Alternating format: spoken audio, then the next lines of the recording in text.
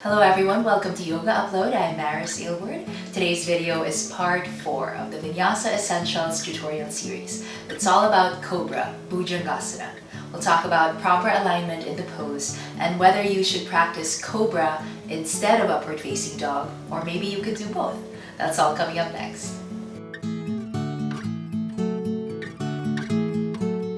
So begin here on your belly. And as with any yoga pose that you build, you start from the foundation, the parts of the body that are touching the floor.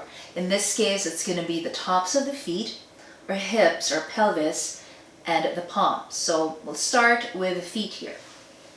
Press the tops of your feet down firmly to the floor, and as you see, that will cause the knees to lift up from the ground. My thighs are engaged as well, and the feet are about hip distance apart for this. Now, hips. This is key also to protect your low back from overarching in the pose. Press your hips and your pubic bone down towards the mat, pointing your tailbone towards your heels, and that will lengthen the lower back, and that's your foundation too. Pressing the hips down will help you lift up the upper body. Now, what are we doing with our hands here? They're going to be under the shoulders, or for some it's going to be a little farther back than that, around the center of the chest. Now, the tops of the feet and the hips are pressing down firmly to the mat, but the palms are going to be just lightly pressing, all right? You don't want to press very hard on the floor and jam your low back, all right? So let's add these elements together. Press the tops of your feet down, kneecaps lift, thighs are engaged. Press the hips and the pubic bone down. Of course, you're doing all of this at the same time. We're just going through all the action points. And the palms, spread the fingers wide, just lightly pressing on the floor. Now, shoulder blade action is also important here. Move your shoulder blades towards each other to hug the elbows in, and slide your shoulder blades down your back to move the shoulders away from the ears. Keep your neck long and breathe.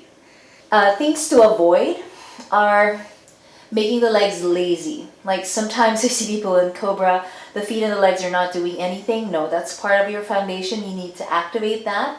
Also avoid overarching the lower back and lifting the shoulders up, the ears, and winging the elbows out. Those are also some common issues in Cobra.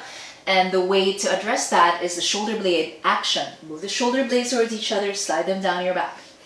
And with the head, you really want to protect your neck in these back bends, in all poses really. So avoid tilting the head back so much, and also avoid dropping the head like this. So you want a nice long neck for your back bend. Gaze is forward. If you want to look up, your eyes can look up. You don't have to tilt your head all the way back up. Now what we just did was a low Cobra, and you can start to work on a higher Cobra version if your low back feels okay. So let's try that. The tops of the feet press down, press the hips and the pubic bone down, shoulder blades move towards each other, elbows in, slide them down your back, shoulders are away from each other, palms are lightly pressing away from the floor. The neck is long. All right, and if this feels okay on your low back, you might start to lift up a little bit, kind of a higher Cobra version, still really activating, pressing the hips down.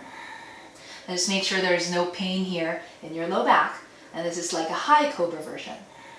Now, as to the question of whether to practice Cobra instead of upward facing dog, there are several answers to that. Well, first of all, what's the difference between the two? They're both back bends, but as you can see here in upward facing dog, the shoulders, the elbows, and the wrists are stacked. Major difference is the hips and the knees are lifted from the ground. Which one should you practice? In my Vinyasa Flow Yoga classes, what I recommend to my students is to use Cobra as their warm-up for upward facing dog. So in our flow class, we'll do maybe 3 or 4 Cobras first before moving up into upward facing dog.